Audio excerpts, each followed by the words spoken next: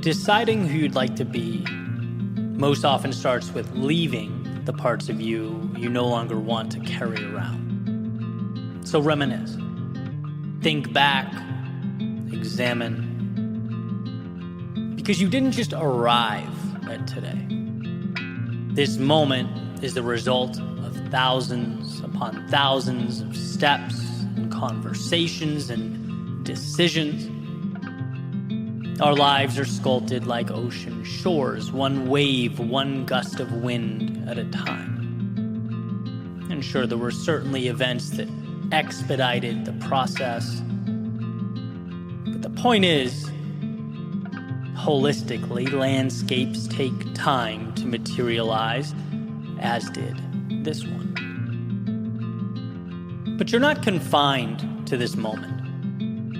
In fact, you, in and of itself, is an idea. You is a story that incorporates the things you used to do, places you used to go, people you used to know. You is not right now.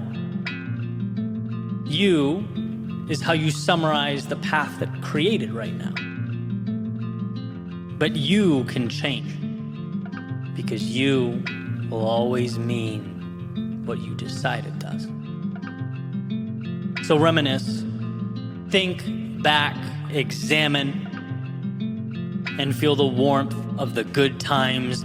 Bask in the moments that lit up your soul. But don't be afraid to pull back the curtain on those things that, well, maybe you aren't too proud of. The things that no longer defined you, perhaps never defined you to begin with. Because see, before we cut ties with those stories and send them out to sea, we must do the hard work of recognizing what they are. Before we can identify the life to be lived, we have to be able to see the one that will live no more. And so it's okay to walk down that road. Those things are no longer you. They are ideas, old ideas, bad ideas, and so they will be relegated to the sands of time. They played their part, as everything does, and now it's time to detach. So reminisce. Think back, examine, grab what you love and let it become your guiding light. Take hold of the meaningful and pour it into the new you, the one you're making now, the one that matters now. You'll need it. Because the old you, it'll try to reemerge.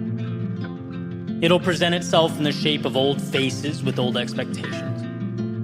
Old places connected to old habits, old stories that just don't want to end.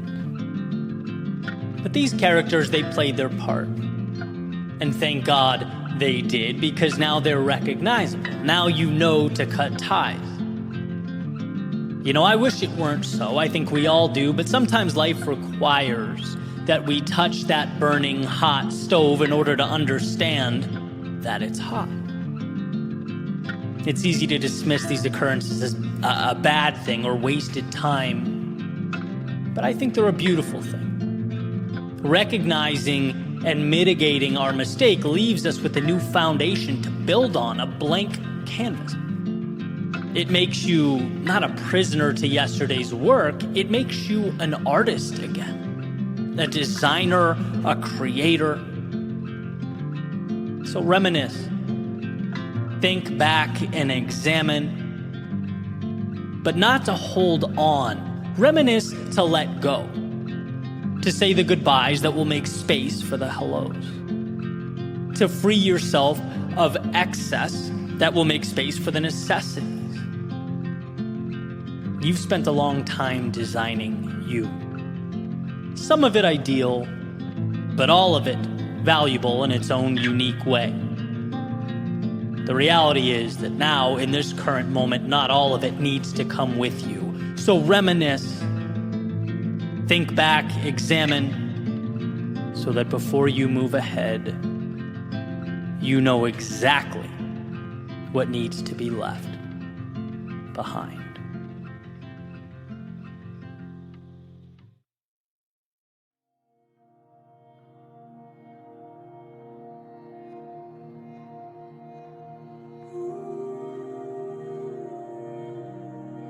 That thing that gives you butterflies, that lights you up, that world you see when you close your eyes. Chase that with all of your soul. Chase it.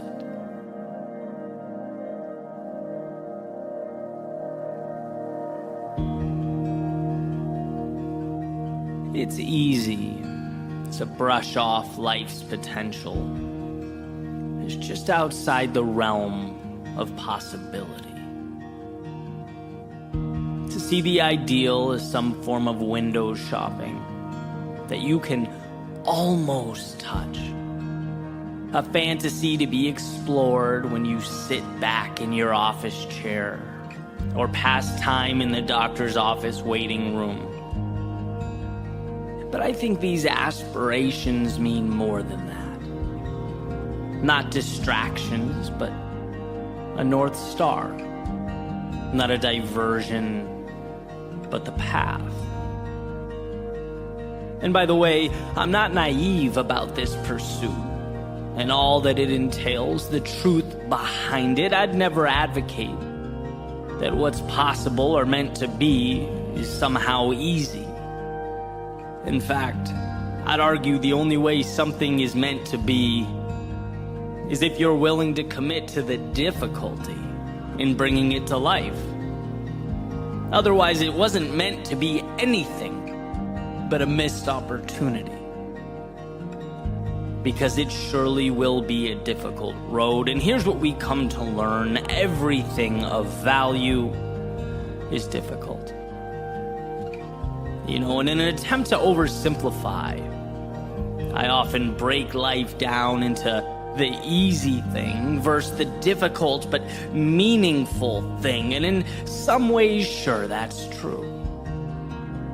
But I can also honestly say it would have been more difficult for me to have stayed where I was, not moved at all, to not have pursued what I believed in. It would have been more difficult thinking about that life I could have lived, the doors that could have opened, and that's just it.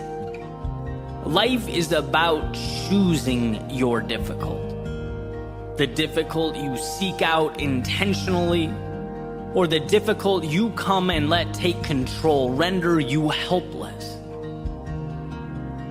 And I think when we find ourselves in routines, or we've built for ourselves a world, we know we don't want to live in anymore, or we've outgrown, it's not that the current is real and the future is not. It's that we, somewhere along the way, decided to face the wrong opponent.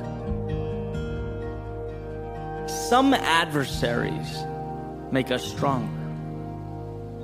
They force us to be more, to grow. Other adversaries or opponents, they sit back and they let us defeat ourselves, and that's what we don't want. See, when the world knocks you down, you get to rise again. Wiser, tougher, stronger. But when you keep yourself down, well, there's nothing to be gained from that. Those two opponents, they are not the same. I reference my speaking career because for me, it's where that transformation is most evident. It's where it all began. My opponent was very much me. Avoiding opportunities, hiding from failure. I didn't give life a chance to knock me down. And so it didn't. How could it? I'd already placed myself in chains. And because of that, guess what? I stayed the same. I couldn't evolve. My ideal future was an idea that would briefly entertain me from time to time and move right on. It wasn't until I found the courage to switch my opponents. From myself to the world, I let life humble me. I gave talks where I was nervous and had cold feet, keynotes where my delivery was mediocre at best, where I barely got by. But with these battles came metaphorical riches, came that trust that had to be manufactured, that confidence that had to be earned. When I got out of my own way, I was able to let the trials and tribulations of life create a new foundation for me to stand on, to redefine reality. And the good news is that anyone can do that. Anyone can ask that question. Is something external in my way right now that I need to figure out, that I need to solve? Or am I in my own way? Am I not even giving myself a shot? Have I settled for right now as truth? When right now is just the less ideal difficult. When I was little, playing action figures with my buddy up the street, we used to think it was cool to see around corners, to see through walls, to know what was coming before it arrived, right? For action figures, absolutely. In superhero movies, why not? But in the journey through life, you don't need to see around corners. In fact, it's counterproductive because it is the interaction with the unknown that matters. It's adjusting amidst life's uncertainty that comes to make you who you are, transforms you and your reality. As far as I'm concerned, the only way to lose is to remain behind that corner, peering out every now and then, hoping to get some kind of advantage or shortcut, willing to let life pass you by while you wait for the stars to align, thinking that that vision of an ideal life will stroll along the sidewalk, see you and reach out a hand. That wait will be a long one, unproductive and difficult, more difficult than trusting yourself to face whatever lurks around that corner. So remember that who you are is built, and every time you do something a little bit scary or unsettling, every time you wander a step or two outside of your comfort zone, the reward is not just the short-term triumph you feel as you leapfrog that obstacle and carry on.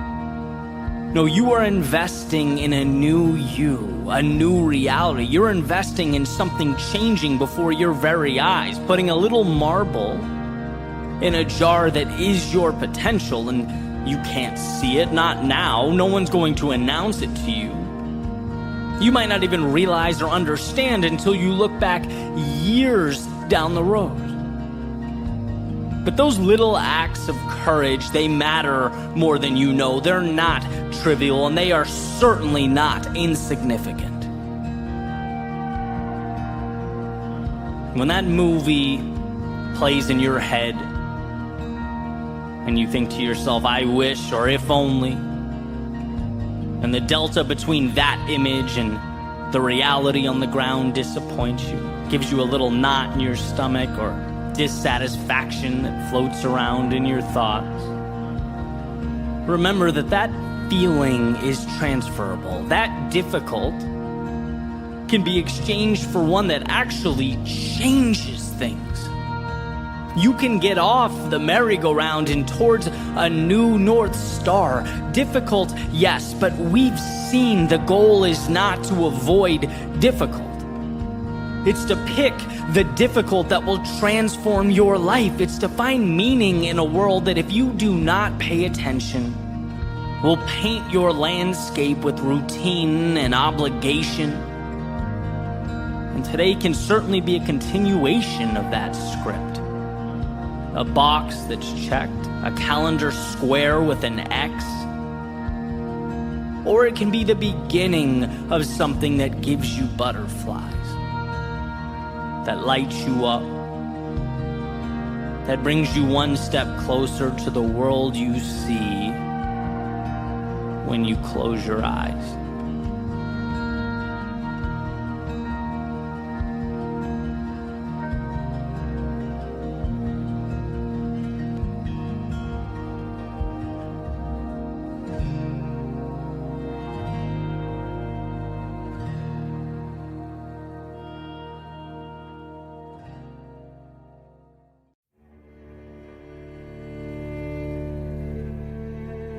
I've come to accept the fact that I'm a loser. And the more people say otherwise, the more I prove over and over again that it's just who I am. Stuck in my ways, an outsider, outcast, out of my mind, loser. See, it started with my old identity. Who I used to be, yeah, I lost that.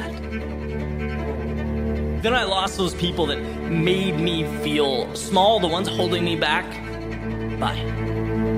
Would the streak continue? You bet. Lost that need to please others. Hey, turns out I know what's best for me better than they do. Lost the things being done out of obligation and not purpose. Lost the wrong metrics I was using to measure success. Gone. Lost my way so that I might find something better. That was hard. Thought I might lose my mind, but I found it. Just lost my old way of thinking, and hey, that's a win. Lost yesterday, found tomorrow. Lost scarcity, but found abundance. I lost too the people who were more talented, better skilled, the ones who outclassed me fine. Showed me what it took to win.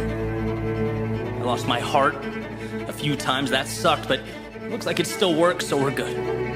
I lost my purpose, followed the shiny objects instead of the things that matter, but sometimes seeing what doesn't shine puts a spotlight on what does. Keeps me swinging from star to star, and hey, I like it up there. I lose my discipline from time to time, but hey, regret hurts more, so I force myself to find it. As I write this out, speak it into existence, I'm losing track of time, all is forgotten. But I think that's how it should be. I hope I lose more tomorrow. Yeah, I lose a lot. Thank God.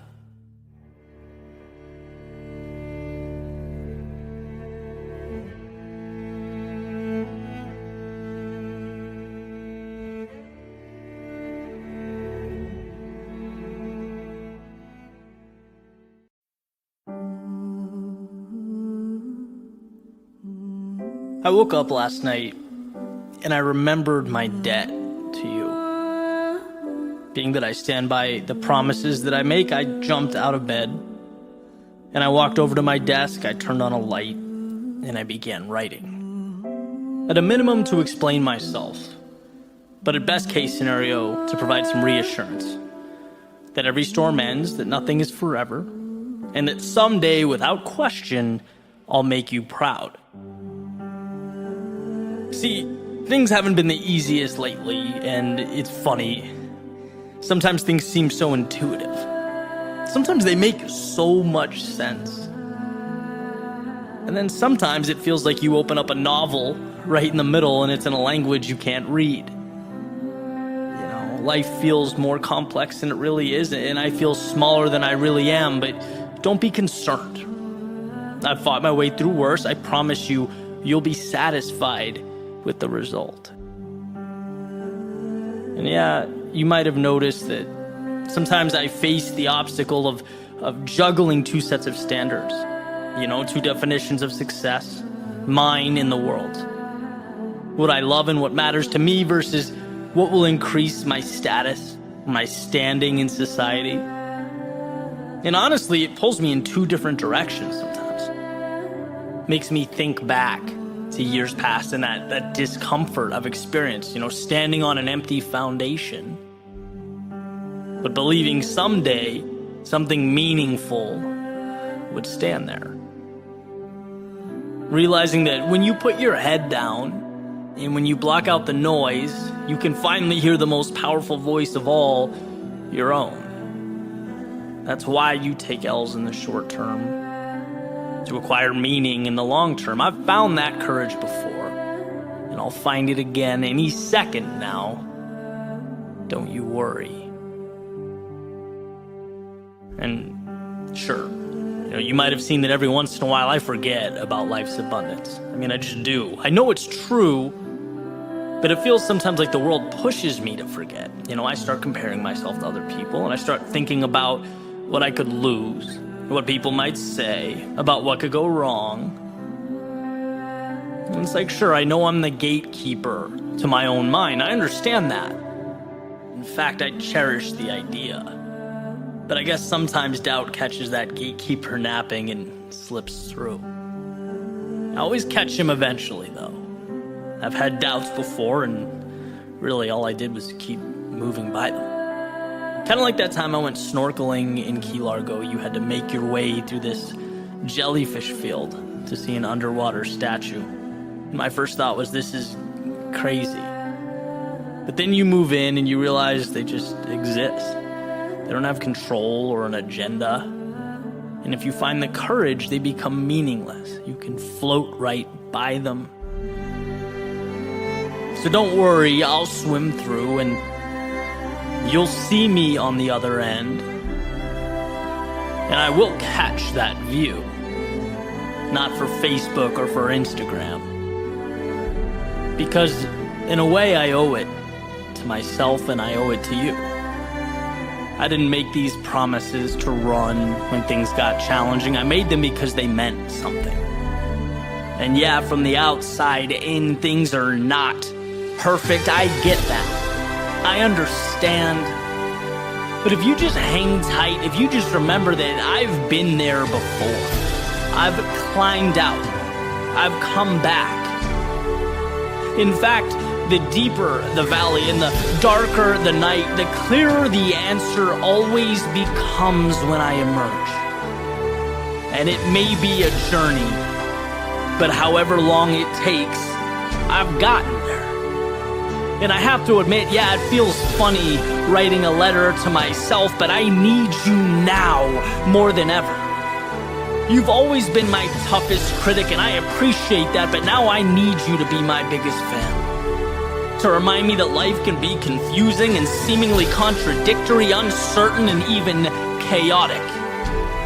But that doesn't mean I'm not right where I need to be, right where we need to be. And if you'll just believe in me, if you'll hop along for this ride, you'll see that as sure as I'm sitting here writing to you now, I will make you proud.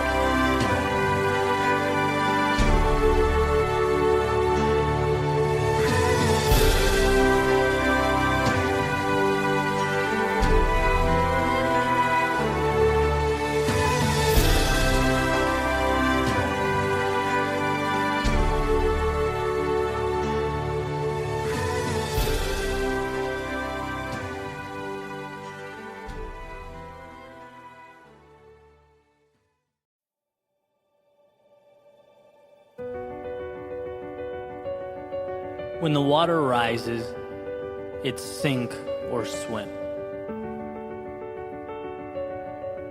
We pick up certain truths as we make our way through life. Realizations, little awakenings, patterns that allow us to map the things around us so that we can navigate this crazy place. And here's one such realization for my own journey. When you pursue your best, you live your best life. Your best is a North Star to guide you, a bar, line, or benchmark that's always moving, a reminder that you can always do more and be more. A reminder that life tomorrow can always be different than life today.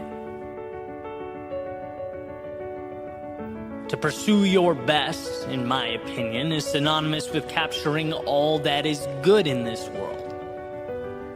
Capitalizing on potential is to utilize those resources in need of an architect. That pen in need of a poet, brush in need of a painter, story in need of a writer, or populace in need of a leader. It's a pursuit that not only supplements our existence here on earth, No, I believe it is, in and of itself, why we are here on Earth. But like every ideal, pragmatism seems to get in the way. Meaning, well, life is more difficult in execution than it looks on paper. We can't be our quote-unquote best every day. We sometimes fall short of that mark. Our outcomes don't always align with our expectations. The perpetual journey to one's best is neither straight nor without discomfort. It's more like the navigating of a new world without a map or compass, a world that we're by default ill-equipped to take on when we begin. And I believe that 99% of success is reliant upon the willingness to move into that great unknown and allowing adversity to shape us. But that remaining 1% is a little bit different. That 1% is when we see what we've never seen, do what we've never done. It's uncovering our best in those moments we feel our worst. Climbing the highest when we're at our lowest. When the water rises, it's finding a way to swim. See, the majority of life calls for tiny adjustments. It's observing and learning and moving on. But rarely do we talk about the darkest moments, when we feel as though we are up to our neck in the trials and tribulations of life. When the world doesn't relay messages of hope or prosperity. No, the only incoming message is despair. You're essentially David looking up at Goliath. Perhaps a Goliath of your making. Perhaps not, but a Goliath nonetheless. So why here? Why are these dark moments different than the 99%? Why is a stage provided at the very time when the limelight feels further out of reach than it ever has? Because this moment is when you prove to yourself who you are. You think you've dug deep in the past? You think you've given your all back then? No, you have no idea what you're capable of.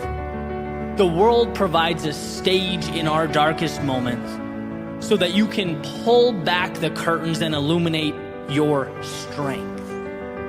It floods your world with adversity so that you can trust yourself to navigate the waters. And if you can find a way here, when the walls are closing, clock is ticking, and water is rising, what can't you do? Have you ever asked yourself that question? Those moments show us what we can be, and that is why the 1% is everything.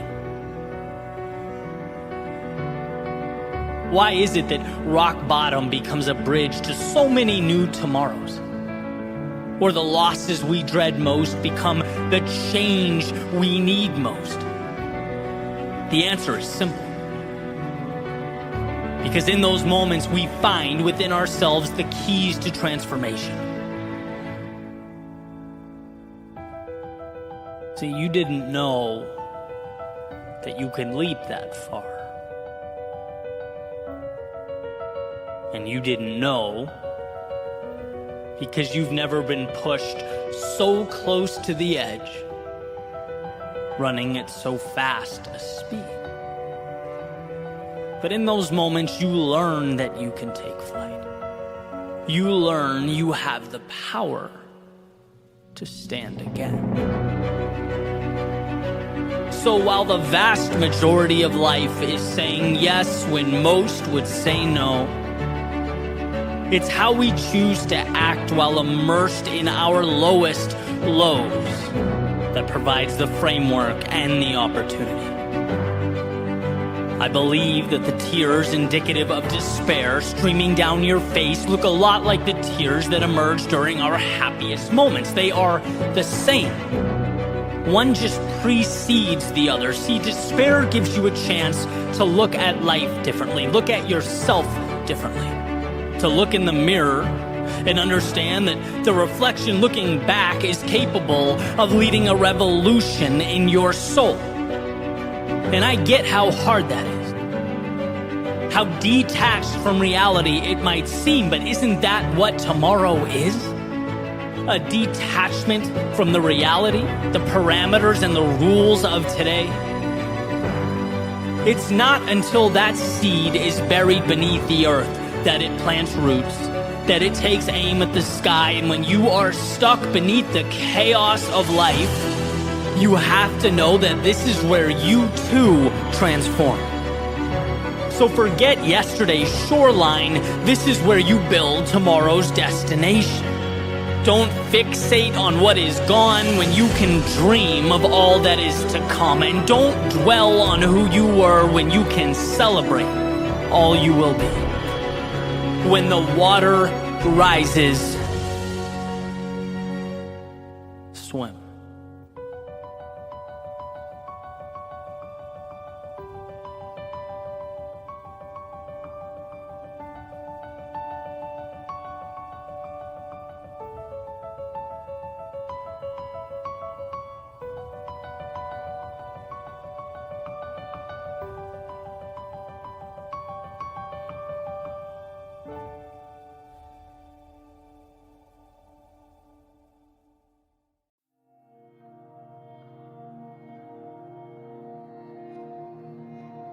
What if the so-called detours in our lives weren't detours at all? What if they were the way? And all that time spent worrying, analyzing, critiquing was nothing more than an inability to realize the perfection of the moment, the greatness that, completely oblivious to us, we've stumbled upon.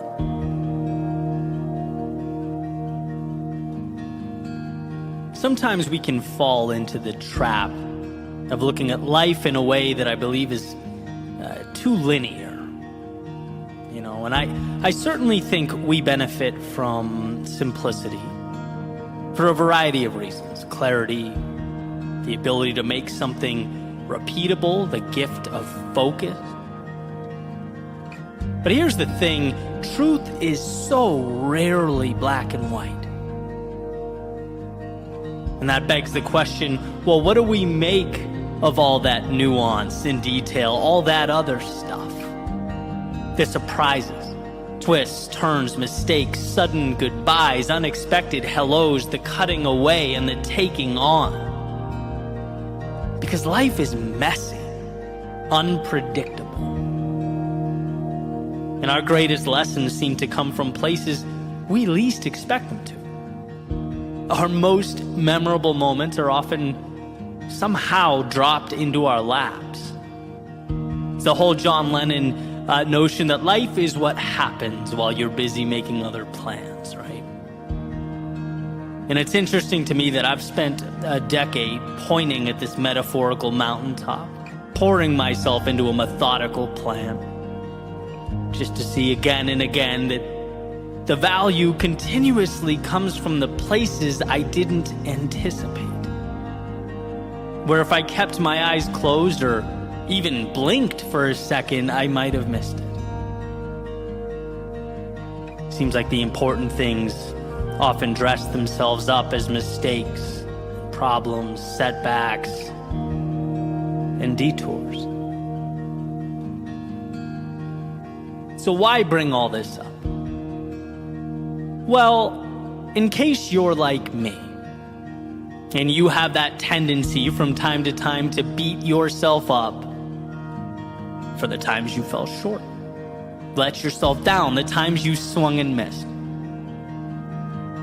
For anyone who thinks a deviation from the original path is in some way a failure, my goal is to remind you that these things, every single one of them, they all come together to make you, you.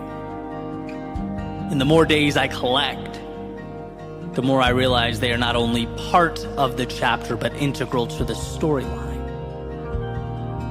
They're the character development. See, somewhere, at some point along the way, you'll have situations that change, things that come and go, relationships that fall apart. Forever things that ended up being rather temporary.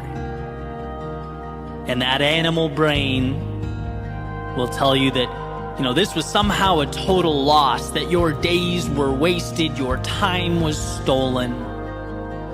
It won't highlight for you how much you actually learned, or that point in time gave life to the next thing, which became the next, which opened the door to the next, that it was all part of this critical evolution.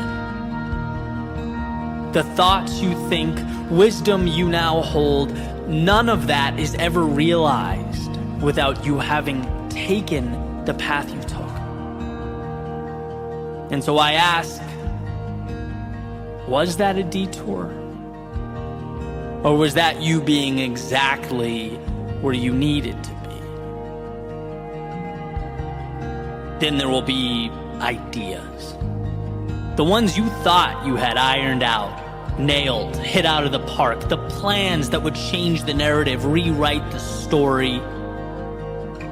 But ultimately, time just wouldn't allow them to live up to that potential. And they'll fade away and leave you no choice but to pick yourself up and move on. And your pride, your emotions will absorb all that and tell you, hey, it was all for naught.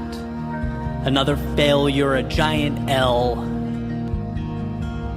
They won't show you how learning to brush yourself off and start again is a muscle, a skill, and that being as all people fall, the ones who never learn to get back up are at a tremendous disadvantage in life. They won't explain that you're more courageous now than you've ever been up to this point in time, that depersonalizing our miscalculations and carrying on, well, it won't just help you succeed, it will be the reason you do, the X factor, the wind beneath your outstretched wings. And so I ask, were those miscalculations detours? Or were they the wisdom that you needed more than anything else? And then, of course, there will be the times you just don't know. Perhaps these are the hardest, stuck, unsure. And it's bad enough that you have no idea. But then you look around and it always seems like everyone else has it all figured out. Everyone else has it down. At least that's the message, our brains like to create. You're alone in this. This is all you. It doesn't tell you that in reality, no one knows exactly where they're going or what they're doing. And the ones who think they do are very often redirected, and for good reason, as is the entire point of this message. Right? It doesn't tell you that you don't find yourself until you get lost. That life is not some predetermined checklist or series of qualifications. It's an adventure where some corners are turned only for you to realize that the contents just around the bend aren't what you wanted. And some bridges are crossed only for you to see that maybe you were wrong about what you thought was important. And that, contrary to how you might originally feel, is a beautiful thing. The times you're unsure reminds you to keep your eyes open, to enjoy what's around you, capture the value, explore the vastness of a world that will eventually offer up all the pieces required to build what you need. And so I ask, was being unsure a detour? Or the necessary starting point to live a life true to yourself? Perhaps we've been looking at this whole thing the wrong way, a little too black and white. What if what we need to do is, while in pursuit of whatever it is we're pursuing, give ourselves a little more love, a little more understanding, because one cannot be their own greatest critic if they forget to also be their own biggest fan. The two are inextricably linked, making it not okay to be so caught up in the former that one forgets the latter. Life is messy.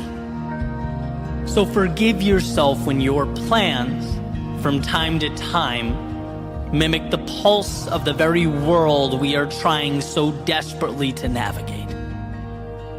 Be there for yourself. Because every step is important, every moment matters. And again, I ask, what if the so-called detours in our lives weren't detours at all? What if they were the way? And all the time spent worrying, analyzing, critiquing, what if they were nothing more than an inability to realize the perfection of the moment? The greatness that we've stumbled upon.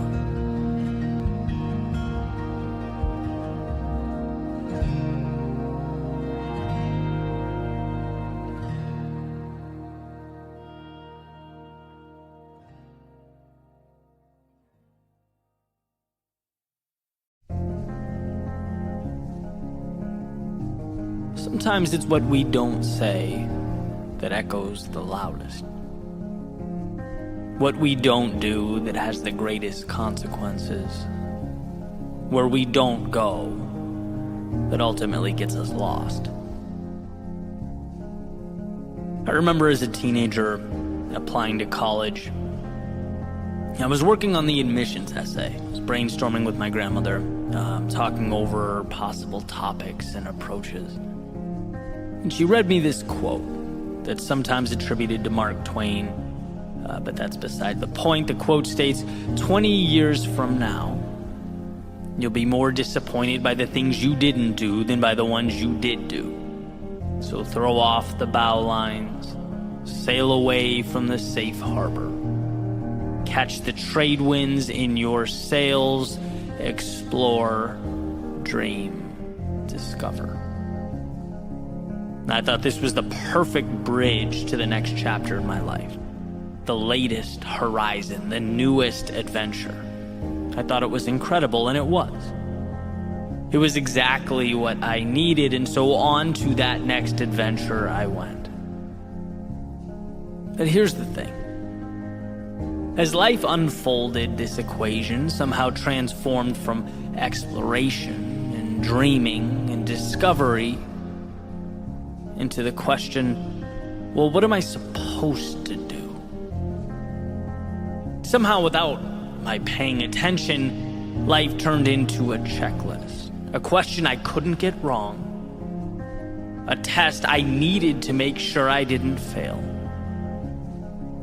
It's amazing how quickly we forget the infinite breadth of life because we're focusing on the dotted line before us. The one we're supposed to walk. Sometimes we're so fixated on what the expectation is that we don't ask ourselves where these expectations are coming from. Who is so significant and wise that they know what's best for you to a greater extent than you do? See how that's an important question?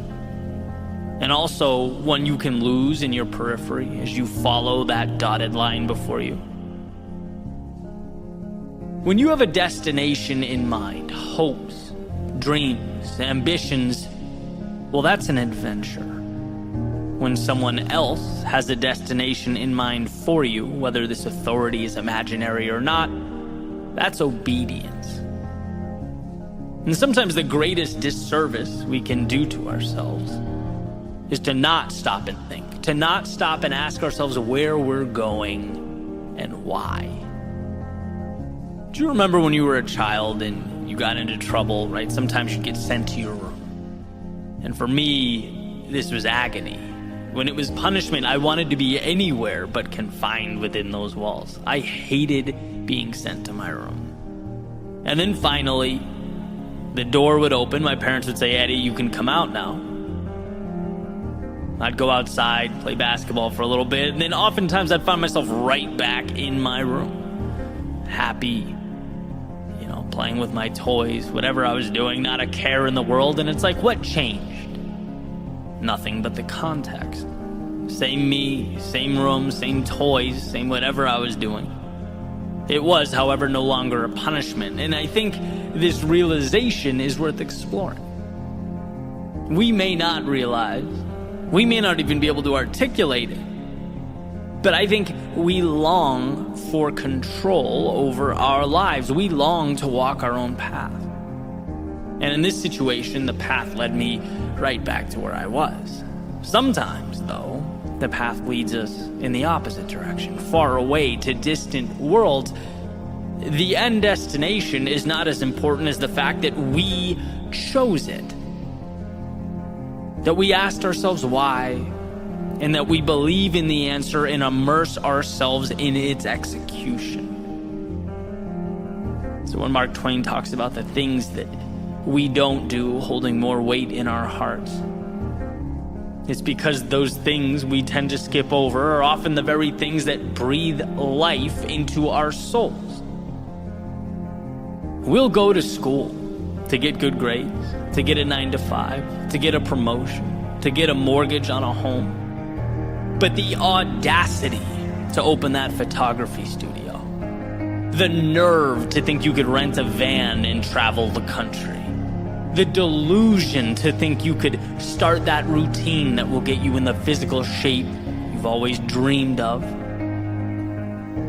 See, we're lucky and fortunate to have the things that we have. The quality of life we lead now far exceeds those that came before us. Life is convenient, incredibly convenient. But what is convenience if it comes at the expense of purpose, of meaning in life? Because that's what steers the ship. A crisis of meaning ultimately mitigates everything else. There is no exploration without meaning. And without exploration, tomorrow becomes a repetition of today, not an evolution of today. And what's incredible, truly incredible, is that our purpose can be rediscovered, our paths redefined. How? By having a long conversation with, you guessed it, yourself. By putting the phone in another room, by disconnecting the Wi-Fi and spending time with you. Something along the lines of, dear self, what matters to me in this world? Where am I going right now? Is where I'm going right now aligned with what matters to me in this world? And sometimes the answer is yes, sometimes no.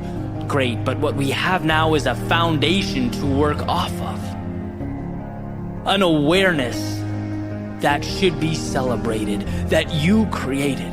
It's so easy to walk through life and never have that conversation. It's so easy to sleepwalk to the tune of someone else's song, the beat of other people's drums. But when you open your eyes, you see the correlation between your thoughts and your actions and your reality. You realize that when you wake up, that tendency to ask yourself what you have to do today, to reflect on your problems, those questions you assumed were normal, that you never gave much thought to. Well, now you'll see you can dismantle that notion. Now you'll see that if you can ask yourself what you have to do, you can just as easily ask yourself what you want to do, what you get to do, what life is inviting you to do. If you can reflect on your problems, you are just as capable of reflecting on the opportunity at your fingertips. If you can spend time dwelling on whether you're walking the obligatory dotted line that's been laid out in front of you, you're just as capable of redrawing that line and allowing it to pull you into a new dimension. Listen again, 20 years from now, you will be more disappointed by the things you didn't do than by the ones you did do. So throw off the bow lines, sail away from the safe harbor, catch the trade winds in your sails, explore, dream, discover. Explore, but for you. Wander down those paths that have for so long piqued your curiosity. Try things you once felt like other people were entitled to, but you'd never given yourself permission.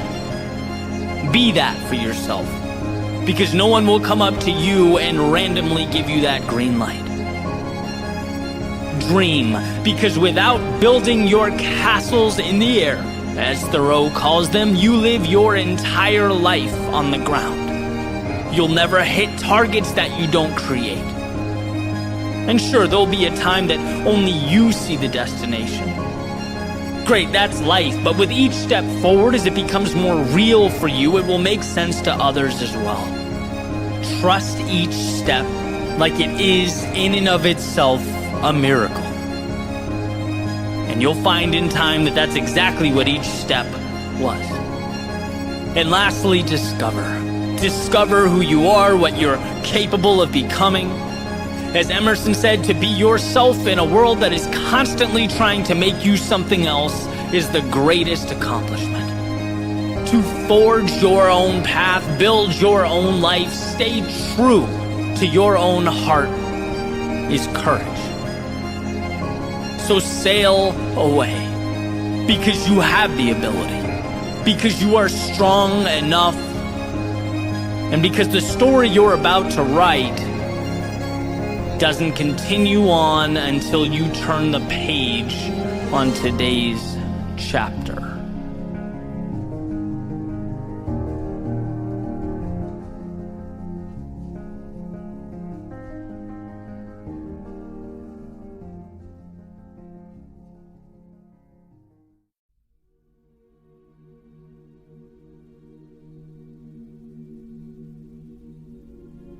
It's not about what happens to you. No one escapes adversity. No one lives free of discomfort or misfortune or struggle. No, it will always be about what you do with what happens to you. In other words, it's not the event, it's the response. Not the obstacle, but the ability to navigate around it. Not the wave, but the ability to ride its momentum to something greater. It is not what happens to you, it is what you do about what happens to you. The famous Roman emperor and Stoic philosopher Marcus Aurelius said, "You have power over your mind, not outside events. Realize this, and you will find strength." And I think this realization comes down to the fact that there is always a way. Buried underneath it all, something powerful to leverage. But getting to the value calls for a rewiring. A change in the questions that we ask. Not, how could this happen to me? But, how can I be better tomorrow than I am now because of what happened to me? Not, can I still be that person or accomplish what I set out to? But I am that person. Now how will I adjust my path so that I get there?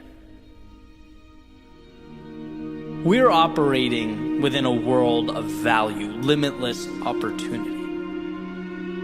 The difficulty simply pushes us to that value faster, expedites the process. It forces us to open our eyes and see that the world works for us. So you take, for example, the fear of starting something new. That fear, it doesn't have to be an endpoint or a red light indicator. Fear doesn't mean you're not qualified or prepared or equipped. It simply lets you know that you have finally acquired the courage to step out of the safety of the only world you knew and into the turbulence of growth, onto the path of something better. And where it's easy to move away from that feeling, to turn your back on the chaos and retreat to something simpler, maybe something more predictable or contained.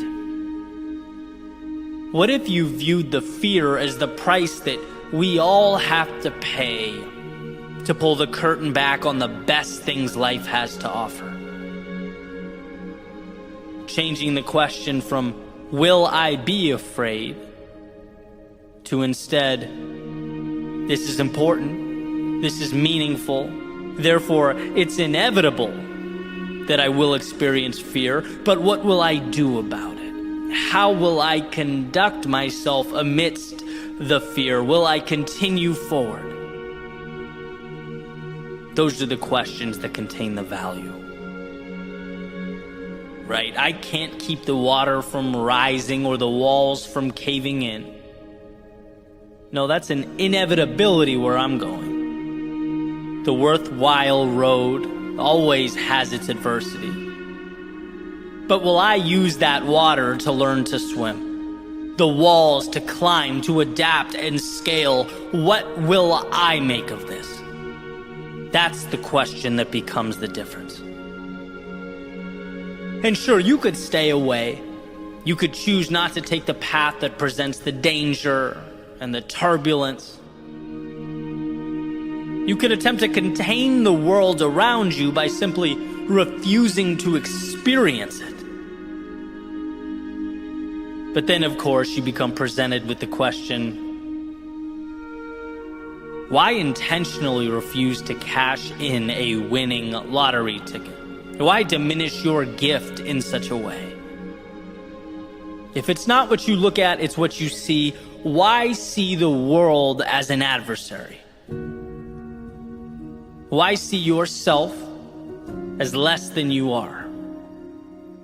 The saying goes, when you fight for your limitations, you get to keep them. You'll never exceed the person you've decided yourself to be. And yes, the world can feel intimidating. It's unknown. You in many ways can't control the characteristics that make life what it is, but you can always control you. Just like you can't control the wind, but you can adjust your sails. You can't control the tides, but you can predict and plan and execute accordingly. You control you, and that is where the power is. And of course, there's going to be times where that's hard to see, when it's not your first instinct to find the value. Take, for an example, a change, a loss, the end of a relationship, the point where people tend to feel their lowest. It hurts to have something and lose it. To have what you were once so sure about challenged, what you once believed in called into question. But this doesn't have to be a referendum on you as a human being, right? Sure, you made your mistakes, but you have the opportunity to dwell on them or to acknowledge them and ask the question, I know what I know now. How can I be better than I've ever been in my life? How can I position myself to get more of the good and less of the bad? Same idea, different context. When those walls feel like they're crumbling down, you have to know there is more on the other side, just beyond what the eye can see. And this isn't just an idea I play around with in my head. I make a concentrated effort to think this every time something goes wrong. When my first reaction is emotional, my first emotion is anger or frustration. It's like, take a breath, compose yourself, and start looking for the value. Because here's the truth.